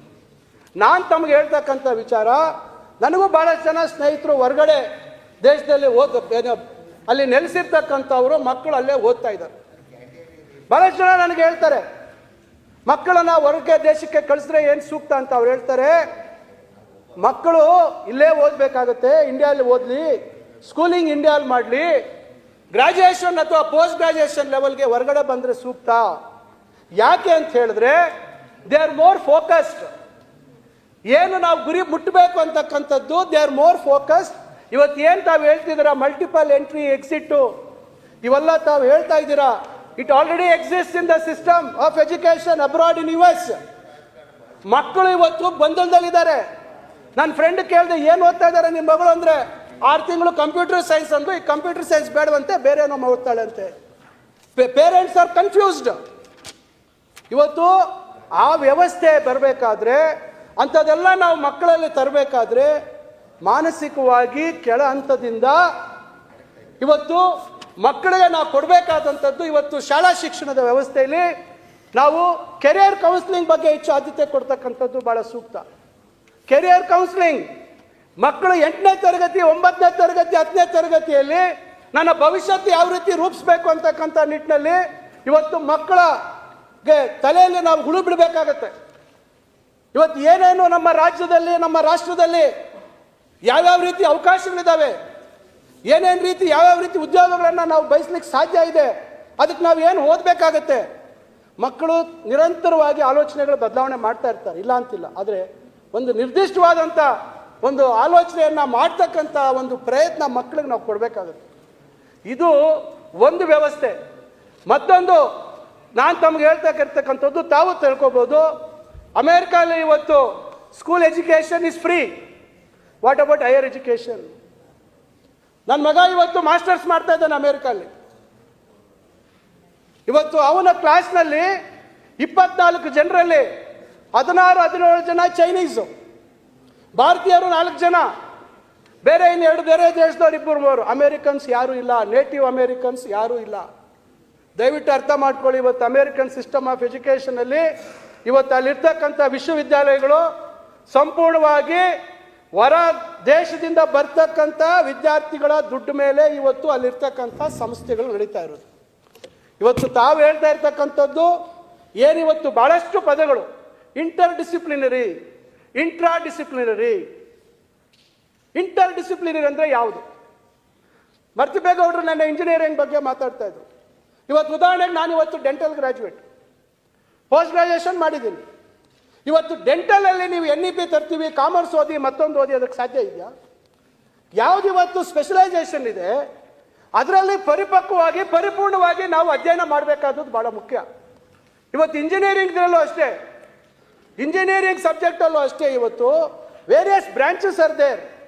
ಇವತ್ತು ಫಸ್ಟ್ ಇಯರಲ್ಲಿ ಕಾಮನ್ ಸಬ್ಜೆಕ್ಟ್ಸ್ ಇರ್ತದೆ, ಸೆಕೆಂಡ್ ಇಯರ್ಗೆ ಅಥವಾ ಥರ್ಡ್ ಸೆಮಿಸ್ಟರ್ಗೆ they have option of opting for some other speciality, some other branch. ಇದು ಆಲ್ರೆಡಿ ಇಟ್ ಈಸ್ ಎಕ್ಸಿಸ್ಟಿಂಗ್. ನಿನ್ನೆ ಸರ್ ಹೇಳ್ತೀನಿ, ಫ್ಲೆಕ್ಸಿಬಿಲಿಟಿ ಹೇಳ್ತೀನಿ ಸರ್ ನಾನು. ಹೇಳೋದು ಸರಿ. 2004-05 ಚೈನಾಗೆ ಹೋಗಿದ್ದೆ. ಇಂಡಿಯಾ ಚೈನಾ ಫ್ರೆಂಡ್ಶಿಪ್ ಅಸೋಸಿಯೇಷನ್ ಮುಖಾಂತರ ನಮ್ಮ ಸಲೀಂ ಅಹಮದ್ ಸಾಹೇಬರು, ನಾನು, ಹಿಂದೆ ಮೊಯ್ದೀನ್ ಸಾಹೇಬ್ರಿದ್ರು, ಮಾದೇವಪ್ಪ ಸಾಹೇಬ್ರಿದ್ರು, ಇನ್ನು ಒಬ್ಬರು ನಮ್ಮ BR ಪಾಟೀಲ್ ಸಾಹೇಬ್ರಿದ್ರು. We went on India China friendship. Nanjing ಅಂತಕ್ಕಂಥ ಒಂದು ನಗರಕ್ಕೆ, ಒಂದು ಭಾಗಕ್ಕೆ ಹೋದಾಗ ಒಂದು ವಿಶ್ವವಿದ್ಯಾಲಯಕ್ಕೆ ಹೋದ್ವಿ. ಕೇವಲ 18 ತಿಂಗಳಲ್ಲಿ ನಿರ್ಮಾಣ ಮಾಡಿರ್ತಕ್ಕಂಥ ವಿಶ್ವವಿದ್ಯಾಲಯ, 65,000 ಮಕ್ಕಳು ಅಲ್ಲಿದ್ದಾರೆ. ಅಲ್ಲಿ ಎಲ್ಲ ಫೀಲ್ಡ್ಸ್ ಆಫ್ ಎಜುಕೇಷನ್ ಇದೆ. You name it, engineering, commerce, medical ಎಲ್ಲ ಇದೆ. Your flexibility will work in such sort of institutions. Please make a note. Ivattu, wherever all fields are there, people can have flexibility. They can go from this building to that building because there is faculty existing, infrastructure is there, facility is there. Flexibility is not a practicability in government system until unless we make lot of changes, lot of investment is required. ಇವತ್ತು ವೆಂಕಟೇಶ್ ಸಾಹೇಬರು ಕೂತಿದ್ರು, ನಮ್ಮ ಮಾನ್ಯ ಮಂತ್ರಿಗಳು, ನಮ್ಮ ಪೆರಿಯಪಟ್ಟಣಕ್ಕೆ science ಇಲ್ಲ, science ಕೊಡಪ್ಪ ಅಂತ ಕೇಳಿದ್ರು. Can you explain? ನಿಮ್ಮ NEP ಅಲ್ಲಿ if somebody wants 2 core subjects and open elective, if he wants to opt for a science subject, ಇವತ್ತು 11-12,000 ಜನ ಇವತ್ತು ಅತಿಥಿ ಉಪನ್ಯಾಸಕರು ಇಟ್ಕೊಂಡು ನಾವು ಬೋಧನೆ ಮಾಡ್ತಾ ಇದ್ದೀವಿ ಹೈಯರ್ ಎಜುಕೇಶನ್ ಅಲ್ಲಿ. ಅದಕ್ಕೆ ಬೇಕಾದಂತ ಇನ್ಫ್ರಾಸ್ಟ್ರಕ್ಚರ್ ಎಷ್ಟು ಇವತ್ತು? ಆ ಟೀಚರ್ ಟ್ರೈನಿಂಗ್ ಪ್ರೋಗ್ರಾಮ್ ಇದೆಯಾ? ಹಿಂದೆ ನಮ್ಮ ಸರ್ಕಾರ ಸನ್ಮಾನ್ಯ ಸಿದ್ದರಾಮಯ್ಯನವರಿದ್ದಂಥ ಸಂದರ್ಭದಲ್ಲಿ ಹೈಯರ್ ಎಜುಕೇಶನ್ ಅಕಾಡೆಮಿ ಅಂತ ಇವತ್ತು ಧಾರವಾಡದಲ್ಲಿ ಸ್ಥಾಪನೆ ಆಗಿದೆ. Institution to train the teachers on a regular intervals. ಆ ರೀತಿ ಏನಾದರೂ ವ್ಯವಸ್ಥೆ ಆಗಿದೆಯಾ? ನಾನು ಹೇಳ್ತಾ ಇರ್ತಕ್ಕಂಥದ್ದು, ಪದೇ ಪದೇ ಹೇಳ್ತಾ ಇದ್ರಿ, ಬಡವರು 48,000 ಶಾಲಾ ಮಕ್ಕಳು ಅಂತ ಮಾತಾಡ್ತಾ ಇದ್ದೀರಲ್ಲ, ಇವತ್ತು ಇದು this is a workable thing only in solitary institutions, universities where they all fields of education. ಒಂದೇ ಕ್ಯಾಂಪಸ್ ಅಲ್ಲಿ ಎಲ್ಲ ರೀತಿಯಾದಂಥ ಒಂದು ಬ್ರಾಂಚಸ್ ಫೀಲ್ಡ್ಸ್ ಇದ್ರೆ ಮಾತ್ರ flexibility is going to work. ನಾನು ಮೊನ್ನೆ ನಮ್ಮೂರಿನಲ್ಲಿ ಕಾಮರ್ಸ್ ಅಲ್ಲೇ ಖಾಸಗಿ ಕಾಲೇಜು ಕಾಮರ್ಸ್ ಮಕ್ಕಳು ಹೋಗ್ತಾ ಇದ್ರು, ಮಾತಾಡಿದ್ರು. ನಾನು ಹೇಳಿದೆ, ಇದು NEP ಬಂದಾಗ ಯಾವುದು ಓಪನ್ ಎಲೆಕ್ಟಿವ್ ಯಾವ್ದು ತಗೊಂಡಿದ್ದೀರಾ ಅಂತ ಕೇಳಿದೆ. 2 ಕೋರು 1 ಓಪನ್ ಎಲೆಕ್ಟಿವ್. ಆರ್ಟಿಫಿಷಿಯಲ್ ಇಂಟೆಲಿಜೆನ್ಸ್ ಅಂದರು. ಆರ್ಟಿಫಿಷಿಯಲ್ ಇಂಟೆಲಿಜೆನ್ಸು ಪ್ರೈವೇಟ್ ಸಂಸ್ಥೆಯಲ್ಲಿ ಅವರು ಒಬ್ಬರನ್ನ ಟೀಚರ್ನ ಹೈರ್ ಮಾಡ್ತಾರೆ, ಒಂದಷ್ಟು ಸಿಸ್ಟಮ್ಸ್ ಹಾಕ್ಕೊಳ್ತಾರೆ. ನಾವು ಸರ್ಕಾರದ ವ್ಯವಸ್ಥೆಯಲ್ಲಿ ಇದಕ್ಕೆ ಏನು ತಯಾರಿ ಇದೆ? What is the preparation we have done? ನಾನು ಹೇಳ್ತಕ್ಕಂಥದ್ದು, ಇವತ್ತು ಉನ್ನತ ಶಿಕ್ಷಣ ಇಲಾಖೆಯಲ್ಲಿ ನಿರಂತರವಾಗಿ ಇವತ್ತು ಶಾಸಕರು, ವಿಧಾನ ಪರಿಷತ್ ಸದಸ್ಯರು ನಮ್ಮ ಕಾಲೇಜಿಗೆ ಇಂತಿಂಥ ನ್ಯೂನ್ಯತೆಗಳಿದ್ದಾವೆ, ಶಾಲಾ ಕೊಠಡಿಗಳಿಲ್ಲ, ಲೈಬ್ರರಿ ಇಲ್ಲ, ಮೂಲಭೂತ ಸೌಲಭ್ಯ ಟಾಯ್ಲೆಟ್ಗಳಿಲ್ಲ ಅಂತಕ್ಕಂಥ ಬೇಡಿಕೆ ಇವತ್ತಿಗೂ ಇದೆ. ನಮ್ಮ ಕಾಲೇಜಲ್ಲೇ ಇವತ್ತು ಪರ್ಮನೆಂಟ್ ಪ್ರಿನ್ಸಿಪಾಲ್ ಇಲ್ಲ. ಇವತ್ತು ಏನೋ ಡೆಪ್ಯುಟೇಷನ್ ಮೇಲೆ ಟೆಂಪ್ರರಿ ಪ್ರಿನ್ಸಿಪಲ್ ಇದ್ದಾರೆ. ಗೌರ್ಮೆಂಟ್ ಇವತ್ತು ಅಸಿಸ್ಟೆಂಟ್ ಪ್ರೊಫೆಸರ್ಸು ಇವತ್ತು 4 ಜನ ಇದ್ದಾರೆ, ಗೆಸ್ಟ್ ಫ್ಯಾಕಲ್ಟಿ 15 ಜನ 20 ಜನ ಇದ್ದಾರೆ. ಇದೆಲ್ಲ ಸಮಸ್ಯೆಗಳು. ಇಂಜಿನಿಯರಿಂಗ್ ಬಗ್ಗೆ ತಾವೆಲ್ಲ ಮಾತಾಡಿದ್ರಿ. ನಾನು ತಮಗೆ ಕೇಳುವಂಥದ್ದು, what is the difference between our engineering colleges and IIT? What is the pedagogy? What is the type of education? What is the methodology of teaching and assessment in IIT? IIT-ಯಲ್ಲಿ ಇವತ್ತು ಎಷ್ಟು vacancy ಇದೆ? 15-20% vacancy ಇವತ್ತು ಎಲ್ಲ IITs ಅಲ್ಲಿ ಇದೆ. ನಮ್ಮ engineering colleges ಅಲ್ಲಿ 50% ವೇಕೆನ್ಸೀಸ್ ಇದ್ದಾವೆ. ನಮ್ಮ ಇಲಾಖೆಯಲ್ಲಿ ಇರ್ತಕ್ಕಂಥ ವೇಕೆನ್ಸೀಸ್ ಬಗ್ಗೆ ತಮಗೆ ಗೊತ್ತಿದೆ. ಮೊದಲು ಇವತ್ತು ಕೇಂದ್ರ ಸರ್ಕಾರ ನಿಜವಾಗ್ಲೂ ಅವ್ರಿಗೇನಾದರೂ ಶಿಕ್ಷಣ ವ್ಯವಸ್ಥೆಯಲ್ಲಿ ಅಮೂಲಾಗ್ರವಾದಂಥ ಬದಲಾವಣೆ ತರಬೇಕಾಗಿದ್ರೆ ಇವತ್ತು GSDP ಏನು 6% ಕೊಡಬೇಕಿತ್ತು, ಅವರು ಸ್ಟ್ರಕ್ಚರಿಂಗ್ ಮಾಡಬೇಕಿತ್ತು. We envisage to bring a new policy, but this policy will be introduced from so and so. Before that, we are going to build the infrastructure, necessity infrastructure, whether it is a physical infrastructure, whether it is a faculty infrastructure, whether any training program, any machinery is required, whatever is required, we will build it over a period of 3 years, 4 years. Government of India is going to earmark 1 lakh crores, 2 lakh crores. State government has to earmark this percentage. ಅಂತ ಹೇಳಿದ್ರೆ ನಾವು ಮೆಚ್ಕೊಳ್ತಾ ಇದ್ವಿ. ಇದು ಯಾವುದೂ ತಯಾರಿ ಇಲ್ಲ. ಯಾವುದೇ ರೀತಿ ಇರ್ತಕ್ಕಂಥ ಇವತ್ತಿನ ವ್ಯವಸ್ಥೆಗೆ ನಾವು ಇವತ್ತು ಇಷ್ಟು ಸಮಸ್ಯೆಗಳನ್ನು ಎದುರಿಸ್ತಾ ಇದ್ದೀವಿ. ಇಂಥ ಒಂದು ವ್ಯವಸ್ಥೆಯಲ್ಲಿ ನಾವು ಒಂದು ಹೊಸ ನೀತಿ ತಂದ್ವಿ, ಕ್ರಾಂತಿಕಾರಿಕ ಬದಲಾವಣೆ ತಂದ್ವಿ ದೇಶದಲ್ಲಿ. ನೆಕ್ಸ್ಟ್ ನಾವು 5 ಟ್ರಿಲಿಯನ್ ಮತ್ತೊಂದು ಅಂತೇಳಿ ನಾವು ಕೊಂಡೊಯ್ತೀವಿ ವ್ಯವಸ್ಥೆಯಲ್ಲಿ ಅಂತ ಹೇಳ್ತಾ ಇದ್ದೀರ. ನಾನು ಹೇಳ್ತಾ ಇದ್ದೀನಿ, ಇವತ್ತು ಅವ್ರಿಗೆ ಮಾತ್ರ ಖಾಸಗಿ ವಿಶ್ವವಿದ್ಯಾಲಯಗಳು ಅಬ್ರಾಡಿಂದ ಬರ್ತಕ್ಕಂಥದ್ದು. ನಾವು ಮಾಡಬೇಕಾಗಿರ್ತಕ್ಕಂಥದ್ದು, we have to collaborate foreign universities with our universities ಅಂತ ಕೆಲಸ. We are trying that. We have already held discussions.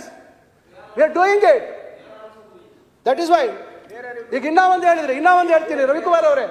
ಹಿಂದಿನ ಸರ್ಕಾರ SJPಯಲ್ಲಿ ಒಂದು ಹೊಸ ಇದನ್ನ ಪ್ರಯತ್ನ ಮಾಡಿತ್ತು, ಟ್ವಿನಿಂಗ್ ಪ್ರೋಗ್ರಾಮ್ ಅಂತ. ನಾವೆಲ್ಲ ವಿರೋಧ ಮಾಡ್ತಾ ಇಲ್ಲ ನಿಮ್ಮ ಕಾರ್ಯಕ್ರಮಗಳಿಗೆ. ಇವತ್ತು ನಾವು 9 ಕೋಟಿ ರೂಪಾಯಿ ಹಣ ಕೊಟ್ಟು ನಮ್ಮ ಮುಖ್ಯಮಂತ್ರಿಗಳು ಆ ಮಕ್ಕಳನ್ನ ಜನವರಿಯಲ್ಲಿ ಅಮೆರಿಕ ಕಳಿಸ್ತಾ ಇದ್ದೀವಿ. 36-40 ಜನ ಮಕ್ಕಳನ್ನ ಅಥೆನ್ಸ್ ಯೂನಿವರ್ಸಿಟಿಯಲ್ಲಿ ಅಲಬಾಮಾ ಸ್ಟೇಟಲ್ಲಿ 1 ವರ್ಷ ಅಲ್ಲಿ ವ್ಯಾಸಂಗ ಮಾಡ್ತಾರೆ. I appreciate that programme. ಇವತ್ತು tourism and hospitality and cyber ಸೆಕ್ಯೂರಿಟಿಯಲ್ಲಿ we accept certain good things. We are not against every policy. That is what we are trying to tell you. ನಾನು ಹೇಳ್ತಾ ಇರ್ತಕ್ಕಂಥದ್ದು ಇವತ್ತೇನು ಒಂದು ಕಾರು ಇವತ್ತು ಮಾರ್ಕೆಟಿಗೆ ಬರಬೇಕಾದ್ರೆ what is the amount of trials, ಎಷ್ಟು ಟ್ರಯಲ್ಸ್ ಆಗುತ್ತೆ, ಎಷ್ಟು ಟೆಸ್ಟಿಂಗ್ ಆಗುತ್ತೆ, ಆಮೇಲೆ it comes on to the road. ನೀವೇನ್ ಮಾಡ್ತಾ ಇದ್ದೀರಾ ಅಂದ್ರೆ ಟೈರು ಚಾಸಿ ಒಂದ್ ಕಡೆ ತರ್ತೀರಾ, ಇಂಜಿನ್ ಒಂದ್ ಕಡೆ ತಂದು ರೋಡಲ್ಲಿ ಇಡ್ತೀರಾ, ಬಾಡಿ ಒಂದ್ ಕಡೆ ತಂದು ಎತ್ತಿರ್ತೀರಾ, ರೋಡಲ್ಲಿ ತಂದು ಅದನ್ನ ನಾವು ಅಸೆಂಬಲ್ ಮಾಡಿ ಅದನ್ನ ಓಡಿಸ್ಬೇಕಾ? Try to understand what I meant. ಅಂದ್ರೆ ಯಾವುದೇ ಒಂದು ವ್ಯವಸ್ಥೆಯಲ್ಲಿ ಬದಲಾವಣೆ ತರಬೇಕಾದ್ರೆ all the preparedness should be there. ಆ ಪ್ರಿಪೇರ್ಡ್ನೆಸ್ ಮಾಡಿಕೊಂಡು ನ್ಯೂನತೆಗಳು ಏನಿದಾವೆ ಅಂತಕ್ಕಂಥದ್ದು ಇವೆಲ್ಲ ಗಮನಿಸಬೇಕು. ಇವತ್ತು ನಮ್ಮಲ್ಲಿ ಬಹಳಷ್ಟು ಕಡೆ, ನಾನು ಆಗಲೇ ಹೇಳಿದೆ, ವೆಂಕಟೇಶ್ ಅವ್ರದ್ದು ಉದಾಹರಣೆ ಕೊಟ್ಟೆ. ಇವತ್ತು ಎಷ್ಟು ಕಡೆ ನಾವು ಆರ್ಟ್ಸ್ ಇದ್ರೆ ಸೈನ್ಸ್ ಇರಲ್ಲ, ಕಾಮರ್ಸ್ ಇರ್ತದೆ, ಮತ್ತೊಂದು ಫೀಲ್ಡ್ ಇರಲ್ಲ. ಆ ಮಕ್ಕಳ ಪರಿಸ್ಥಿತಿ ಏನು ಸರ್? ಅವರೆಲ್ಲ ಬಡವರು, SC ST ಮಕ್ಕಳು, ಹಿಂದುಳಿದ ವರ್ಗದವರು, ಅಲ್ಪಸಂಖ್ಯಾತರು. ಅವ್ರಿಗೆ ಬೇಡವಾ? ಅವರು 2 ಕೋರ್ ಸಬ್ಜೆಕ್ಟ್, ಒಂದು ಓಪನ್ ಎಲೆಕ್ಟ್ರಿಕಲ್ ತಗೊಳೋದು ಬೇಡವಾ? ಇವತ್ತು ಕ್ರೆಡಿಟ್ ಸಿಸ್ಟಮ್ ತಂದಿದ್ದೀರಾ, 4 ವರ್ಷದ ಕೋರ್ಸ್ ಅಂತ ಹೇಳ್ತೀರಾ, ಇಟ್ಸ್ ನಾಟ್ ಮ್ಯಾಂಡೇಟರಿ ಅಂತೀರಾ. But madam, degree honours is not mandatory. First year is certification, second year is diploma, third year is degree, fourth year is degree honours. 3 ವರ್ಷ, ಬೇಕಾದ್ರೆ 4ನೇ ವರ್ಷಕ್ಕೆ ಹೋಗ್ಬೋದು. ಈಗ ತಮಗೆ ಎಷ್ಟು ಜನ 4ನೇ ವರ್ಷಕ್ಕೆ ಹೋಗ್ತಾರೆ ಅಂತ ಕಾಲೇಜ್ನವ್ರು ಯಾವ ರೀತಿ ಅಸೆಸ್ ಮಾಡಬೇಕು? Additional class room, additional faculty, what is the burden? ಇವತ್ತು ನೀವು ಓಪನ್ ಎಲೆಕ್ಟಿವ್ ಆಗಲೇ ಹೇಳಿದೆ ನಾನು, 5 ಜನ ಬಂದು ಇವತ್ತು ಆರ್ಟಿಫಿಷಿಯಲ್ ಇಂಟೆಲಿಜೆನ್ಸ್ ಬೇಕು ಅಂತಾರೆ, ಇನ್ನು 3 ಜನ ಬಂದು ಸೈಬರ್ ಸೆಕ್ಯೂರಿಟಿ ಬೇಕು ಅಂತಾರೆ, ಇನ್ನೊಬ್ರು ಬಂದು ನನಗೆ ಬಿಗ್ ಡಾಟಾ ಬೇಕು ಅಂತಾರೆ. ಯಾವ ರೀತಿ are going to create the infrastructure? Even private people cannot afford to do it sir. For a kind information, ಹಣ ವಸೂಲಿ ಮಾಡಬೇಕು, ಬೋಧಕರನ್ನು ಅಪಾಯಿಂಟ್ ಮಾಡಬೇಕು, ಶಿಕ್ಷಣ ಕೊಡಬೇಕು. Is it possible in the government system? How can we adapt immediately so fast? ದಯವಿಟ್ಟು please understand the situation sir. ಇವತ್ತು ಇನ್ನೂ ಒಂದು ಪ್ರಶ್ನೆ, 4 ವರ್ಷ ಓದಿರೋವ್ರನ್ನ ಉದ್ಯೋಗ ಬಂದಂತ ಸಂದರ್ಭದಲ್ಲಿ ನೀವು ಹೇಳ್ತಾ ಇದ್ದೀರಾ it is equivalent to foreign degree, foreign standards, ಅಲ್ಲಿ 4 ವರ್ಷ ಇದೆ, ಅದಕ್ಕೆ ನಾವು 4 ವರ್ಷ ತರ್ತಾ ಇದ್ದೀವಿ ಅಂತ ಹೇಳ್ತಾ ಇದ್ದೀರಾ. 4 ವರ್ಷ ಅಲ್ಲಿ ಅಂತ ಹೇಳ್ತಾ ಇದ್ದೀರಾ, 3 ವರ್ಷಕ್ಕೆ ಎಕ್ಸಿಟ್ ಕೊಡ್ತಾ ಇದ್ದೀರಾ ನೀವು. Within 6 years yes he can come back with the same credit points ಇಟ್ಕೊಂಡು ಮತ್ತೆ if at all the same subjects are there he can join and complete. 3rd year sir ನಾನು ಹೇಳ್ತಾ ಇದ್ದೀನಿ ಕೇಳಿ. That is why you are giving diploma certification. There is no clarity. And ಈಗ ಸನ್ಮಾನ್ಯ ರವಿಕುಮಾರ್ ಅವರು ಹೇಳಿದ್ರು, ಈಗ ನಾನು basic question sir, all of us are graduates here. What was the need to specify this particular course should be for 3 years, this particular course should be for 5.5 years, this particular course should be for 4 years? Do you think they were not sensible? Until you go through this 4 years of training, you are not a complete graduate. ನೀವು ಹೇಳ್ತಾ ಇರ್ತಕ್ಕಂಥದ್ದು drop out ಆಗದಂಥವ್ರಿಗೆ ನಾವೊಂದೇನೋ ಒಂದು ಕೈಯಲ್ಲಿ certificate ಕೊಡ್ತಾ ಇದ್ದೀವಿ ಅಂತಕ್ಕಂಥ ರೀತಿಯಲ್ಲಿ ತಾವು ಹೇಳ್ತಾ ಇದ್ದೀರ. ಇವತ್ತು ಡಿಗ್ರಿ ಮಾಡಿರ್ತಕ್ಕಂಥವರಿಗೆ ನಾವು ಎಷ್ಟು ಜನಕ್ಕೆ ಉದ್ಯೋಗ ಕೊಡಿಸ್ತಕ್ಕಂಥದ್ದು ಆಗಿದೆ. Why do you think the concept of finishing school ಯಾಕೆ ಬಂತು?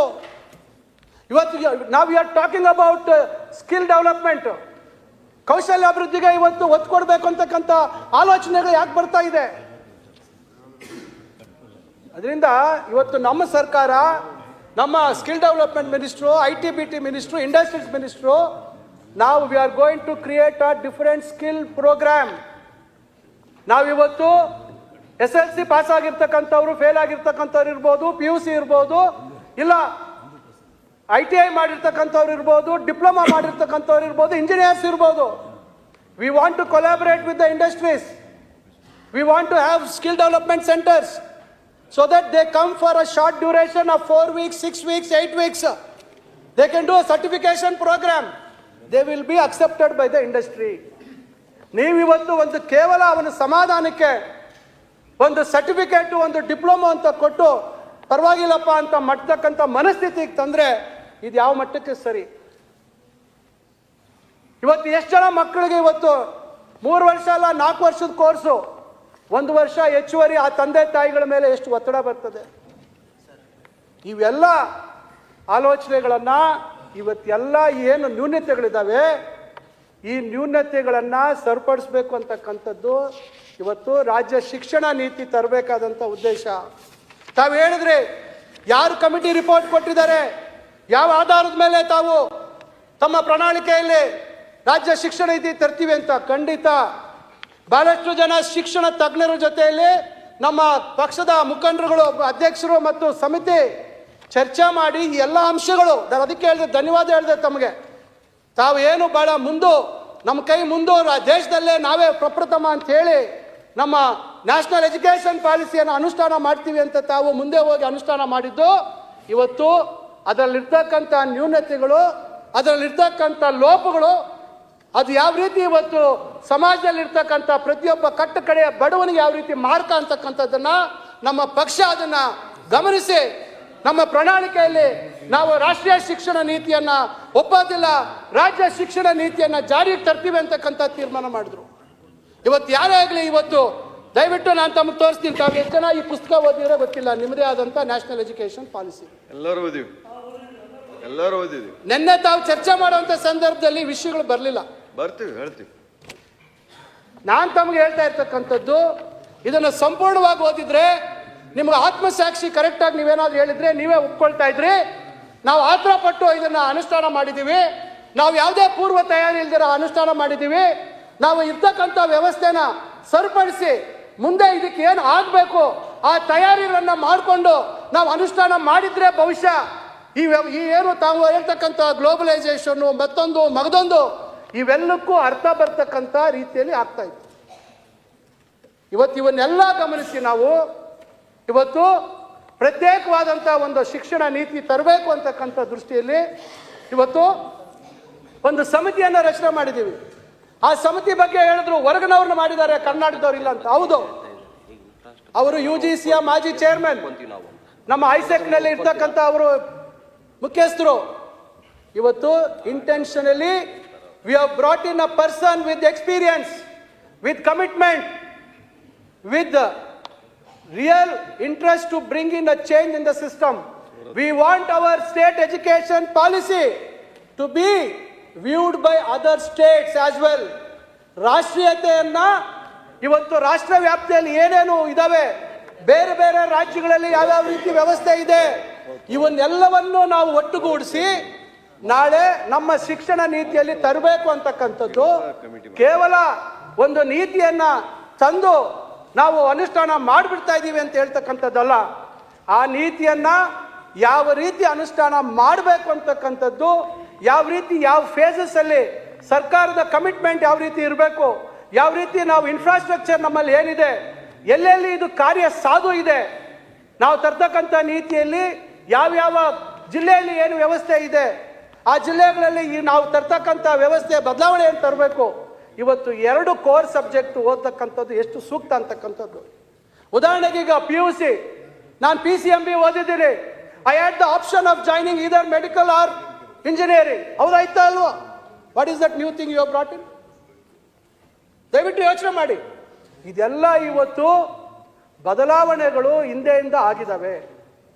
ನಾನು ಹೇಳ್ತಾ ಇರ್ತಕ್ಕಂಥದ್ದು ಇವತ್ತು ಮಾಡ್ತಕ್ಕಂಥ ಬದಲಾವಣೆಗೆ ನಾವು ಮೂಲಭೂತ ಸೌಲಭ್ಯ ಕೊಟ್ಟಿದ್ದೀವ. ಮೇನ್ ಆಗಿ ಇವತ್ತು ಫ್ಯಾಕಲ್ಟಿ, ಇವತ್ತು ನಮ್ಮ ಫ್ಯಾಕಲ್ಟಿ ಟ್ರೈನಿಂಗ್ ಪ್ರೋಗ್ರಾಮ್ಗೆ ಆದ್ಯತೆ ಕೊಡಬೇಕಿತ್ತು. Government of India is going to envisage to establish 5 training centers in various parts of Karnataka. Government of Karnataka has to invest so much. Government of India is going to invest so much ಅಂತ ಹೇಳ್ಬೋದಾಗಿದೆ. There will be a continuous program of teacher training. This is the module. Every 3 months there should be a rotational ಇದು ಇಂತಿಂತದ್ದು ಇಷ್ಟಿಷ್ಟು ವರ್ಷದಲ್ಲಿ ನಾವು 2 ವರ್ಷದಲ್ಲಿ ಇರ್ತಕ್ಕಂಥ ಪ್ರಾಧ್ಯಾಪಕರನ್ನ ಸಂಪೂರ್ಣವಾಗಿ ಹೊಸ ವ್ಯವಸ್ಥೆಗೆ, ಹೊಸ ಸಿಸ್ಟಮ್ ಆಫ್ ಪೆಡಗಾಗಿಗೆ ನಾವು ಅವ್ರು ಹೊಂದ್ಕೊಳ್ತಕ್ಕಂಥ ರೀತಿಯಲ್ಲಿ ಅವ್ರಿಗೆಲ್ಲ ತಯಾರಿ ಕೊಡ್ತಕ್ಕಂಥದ್ದು ನಾವು ಮಾಡ್ತೀವಿ ಅಂತಕ್ಕಂಥದ್ದು ಹೇಳಿದ್ರೆ ನಾವು ಒಪ್ಪೋದಾಗಿತ್ತು. ಇದು ಯಾವುದೂ ತಯಾರಿ ಆಗಲಿಲ್ಲ. ಇದು ಯಾವುದ್ರ ಬಗ್ಗೆನೂ ಇಲ್ಲ.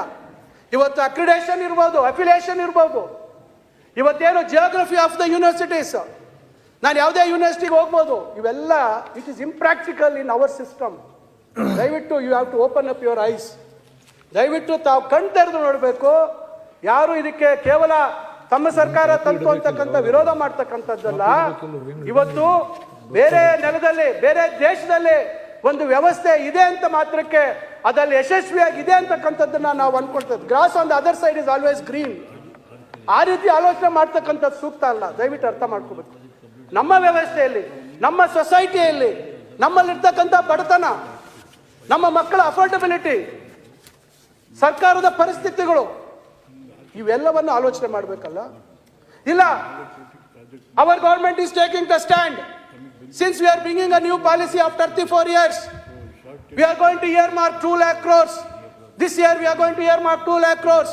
Next year we are going to earmark 4 lakh crores. We expect the state governments also to reciprocate ಅಂತ ಹೇಳ್ಬೋದಾಗಿತ್ತು.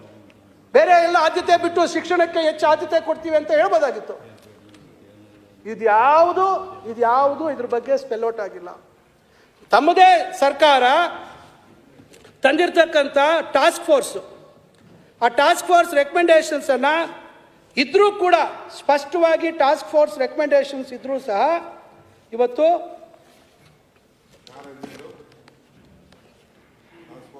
SV ರಂಗನಾಥ್ ಮತ್ತೆ ಇದರಲ್ಲಿ ಸ್ಪಷ್ಟವಾಗಿದೆ conclusion way forward. The implementation plan does not contain all the details required to implement the entire policy. These details should evolve through a consultative process with all stakeholders of education. The detailed plan should focus on a phased implementation, with a detailed quarterly planning for each of the phases. Phase 1 targets for 2023 beginning with 2020 as year 0, targets for 2025, targets for next year. Action points could be prioritized based on what is most critical and can be done without financial implication. Sadhya idea idu. Such as those requiring legislative action. The implementation task force established by Government of Karnataka will ensure the continuity of the implementation. ಇದರಲ್ಲಿ ಸ್ಪಷ್ಟವಾಗಿ ಯಾವ್ಯಾವ, ನಾನು detail ಸಮಯ ಇಲ್ಲ, ಸಮಯ ಬಹಳಷ್ಟು ಆಗಿದೆ, ಇದು ಎಲ್ಲ ನಾನು ಹೇಳ್ಕೊಂಡು ಹೋಗ್ಲಿಕ್ಕೆ ಸಾಧ್ಯ ಇಲ್ಲ. ಅದರಿಂದ ಇವೆಲ್ಲ ನ್ಯೂನತೆಗಳು, ಇವೆಲ್ಲವನ್ನ ನಾವು ಗಮನಿಸಿ ಇವತ್ತು ಇದು ಸಂಪೂರ್ಣವಾಗಿ ಅವೈಜ್ಞಾನಿಕವಾಗಿ ಇದನ್ನು ಕೇಂದ್ರದಲ್ಲಿರ್ತಕ್ಕಂಥ ತಮ್ಮ ಅಧಿಷ್ಠಾನವನ್ನು ಮೆಚ್ಚಿಸ್ಕೊಳ್ತಕ್ಕಂಥ ದೃಷ್ಟಿಯಿಂದ ಅದನ್ನ ತರಾತುರಿಯಾಗಿ ತಮ್ಮದೇ ಆಡಳಿತ ಇರ್ತಕ್ಕಂಥ ರಾಜ್ಯಗಳಲ್ಲಿ ಮೀನಾಮೇಷ ಎಣಿಸ್ಕೊಂಡು ಕೂತಿದ್ರು ಇಷ್ಟು ವರ್ಷ. ಯಾಕೆ ಅವರು ಅನುಷ್ಠಾನ ಮಾಡಲಿಲ್ಲ? ಯಾಕೆ ಮಾಡಲಿಲ್ಲ ಅವರು? 2021ಕ್ಕೆ ಯಾಕೆ ಮಾಡಲಿಲ್ಲ? 2022ಕ್ಕೆ ಯಾಕೆ ಮಾಡಲಿಲ್ಲ?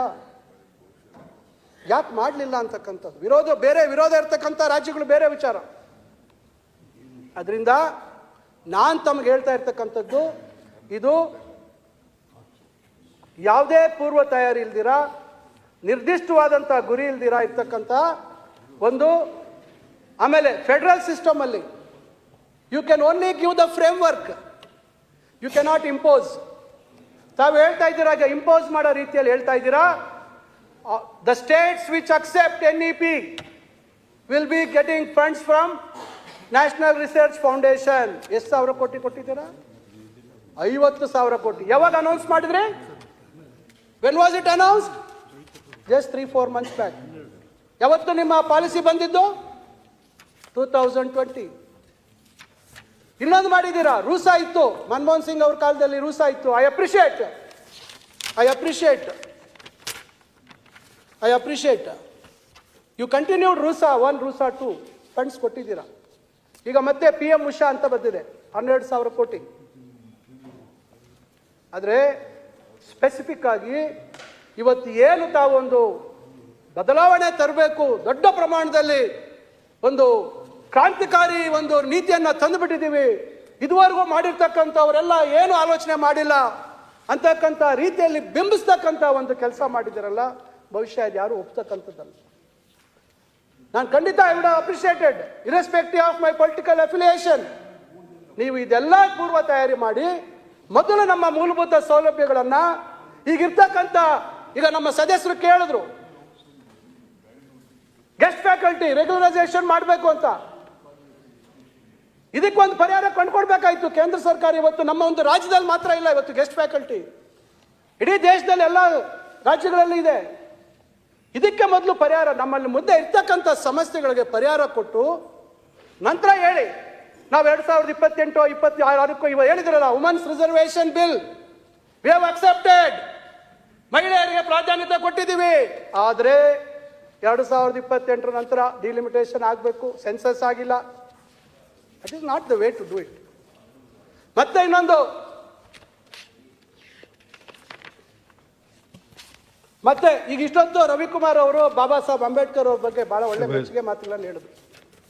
UGC ಅವರು ಒಂದು ಸರ್ಕ್ಯುಲರ್ ಕಳಿಸ್ಕೊಟ್ಟಿದ್ದಾರೆ, ಮಾನ್ಯ ಸದಸ್ಯರ ಗಮನಕ್ಕಿರಲಿ, ಬಹುಶಃ ಬಂದಿರಬಹುದು.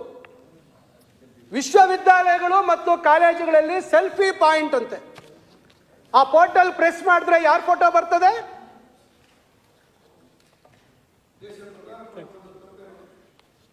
ದಯವಿಟ್ಟು ಒಂದು ನಿಮಿಷ ಸರ್, ಒಂದು ನಿಮಿಷ. ಬಾಬಾ ಸಾಹೇಬ್ ಅಂಬೇಡ್ಕರ್ ಅವರು, ಒಂದು ನಿಮಿಷ. ಬಾಬಾ ಸಾಹೇಬ್ ಅಂಬೇಡ್ಕರ್ ಅವರು ಪ್ರಪಂಚದಲ್ಲಿ ಹೆಸರುವಾಸಿ ಗಳಿಸಿರ್ತಕ್ಕಂಥವ್ರು. ಮಕ್ಕಳಿಗೆ ಏನು ನಾವು ಹೇಳ್ಕೊಡ್ಬೇಕು? CV ರಾಮನ್ ಅವರು, ಸರ್ವೇಪಲ್ಲಿ ರಾಧಾಕೃಷ್ಣ ಅವರು, ಇನ್ನು ಬಹಳಷ್ಟು ಜನ ಮಕ್ಕಳಿಗೆ ಸ್ಫೂರ್ತಿ ಆಗ್ಬೇಕು ಸರ್. ಶೈಕ್ಷಣಿಕ ರಂಗದಲ್ಲಿ ರಾಜಕಾರಣ ಮತ್ತೊಂದು ತರ್ತಕ್ಕಂಥದ್ದಲ್ಲ. ಸೆಲ್ಫಿ ಪಾಯಿಂಟು ಏನಿದು ಡಿಜಿಟಲ್ ವರ್ಲ್ಡ್ ಅಲ್ಲಿ ಹೊಸ ಒಂದು ಕ್ಯಾಪ್ಷನ್ ಇದು ಸರ್. ಮುಖ್ಯಮಂತ್ರಿಗಳ ಫೋಟೋ ಹಾಕೋದು ಬೇರೆ. What are you talking sir? Selfie point education ಈ ಏನು ಬೇಗ ಮುಗಿಸಿ. ಹೊಸ ಶಿಕ್ಷಣ ನೀತಿ ಬಗ್ಗೆ ಬಹಳಷ್ಟು ಸುಮಾರು 6 ವರ್ಷಗಳು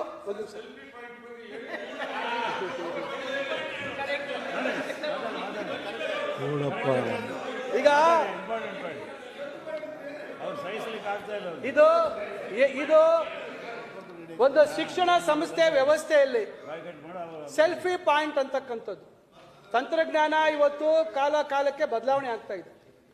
ನಾವು ಇವತ್ತು ಶಿಕ್ಷಣ ವ್ಯವಸ್ಥೆಗಳಲ್ಲಿ ಸಂಸ್ಥೆಗಳಲ್ಲಿ ಸೆಲ್ಫಿ ಪಾಯಿಂಟ್ ಅಂತ ಅಲ್ಲಲ್ಲ, UGC ಅವರು ನಾನು ಹೇಳೋದು ಇವತ್ತು ಪದೇ ನಮ್ಮ ಪಕ್ಷ ಹೇಳ್ತಾ ಇದೆ, ಬಹಳಷ್ಟು ಜಾರಿ ನಿರ್ದೇಶನಗಳನ್ನ ತಮ್ಮ ಹತೋಟಿಯಲ್ಲಿ ಇಟ್ಕೊಂಡಿದೆ ಅಂತಕ್ಕಂಥದ್ದು. ಇವತ್ತು UGC ಮೇಲೆ ಇವತ್ತು ನಮ್ಗೆ ಅನುಮಾನ ಬರ್ತಾರಾಗ್ತದೆ. ಇವತ್ತು UGCನ ನಾವು ಯಾವ ರೀತಿ ನಂಬಕ್ಕೆ ಹೇಳಿ? ಸೆಲ್ಫಿ ಪಾಯಿಂಟ್ ಅವ್ರಿಗೆ ಏನು ಅವಶ್ಯಕತೆ ಇತ್ತು? ಇವತ್ತು ಹಲವಾರು ಸರ್ಕಾರಿ ಕಾರ್ಯಕ್ರಮಗಳಲ್ಲಿ ಮತ್ತೊಂದರಲ್ಲಿ ಪ್ರಧಾನಮಂತ್ರಿಗಳು ಮುಖ್ಯಮಂತ್ರಿಗಳು ಫೋಟೋ ಹಾಕುವಂಥದ್ರಲ್ಲಿ ನಮ್ಮ ಅಭ್ಯಂತರ ಇಲ್ಲ. UGC ಅಂತ ಸಂಸ್ಥೆ ಸೆಲ್ಫಿ ಪಾಯಿಂಟ್ ಅಂತ ಹೇಳಿ ಇದನ್ನ ನೀವು ತರ್ತೀರಾ ಒಂದು ಶಿಕ್ಷಣ ವ್ಯವಸ್ಥೆಯಲ್ಲಿ ಅಂದ್ರೆ ಇದನ್ನು ಯಾವ ರೀತಿ ಒಪ್ಪಲಿಕ್ಕೆ ಸಾಧ್ಯ ಇದೆ? ಇವತ್ತು ಶಿಕ್ಷಣ ಕ್ಷೇತ್ರದಲ್ಲಿ ಸಾಧಕರ ಬಗ್ಗೆ ಹಾಕಿದ್ರೆ ಒಂದು ರೀತಿ ಪ್ರೋತ್ಸಾಹ ಪ್ರೇರಣೆ. ಇವತ್ತಿಗೂ ಗೊತ್ತಿಲ್ಲ ಸನ್ಮಾನ್ಯ ಪ್ರಧಾನಮಂತ್ರಿಗಳು ಏನು ಓದಿದ್ದಾರೆ, ಎಷ್ಟು ಅವರು ಯಾವ ಡಿಗ್ರಿ ಅಂತಕ್ಕಂಥದ್ದು ಇವತ್ತು ನಮಗೂ ಯಾರಿಗೂ ಗೊಂದಲ ಇದೆ. ಅವ್ರಿಗೂ ಗೊಂದಲ ಇದೆ, ನಮಗೂ ಗೊಂದಲ ಇದೆ. ಇಂಥ ಒಂದು ಸಂದರ್ಭದಲ್ಲಿ ಯಾವ ರೀತಿ ಸಂದೇಶ ಹೋಗುತ್ತೆ?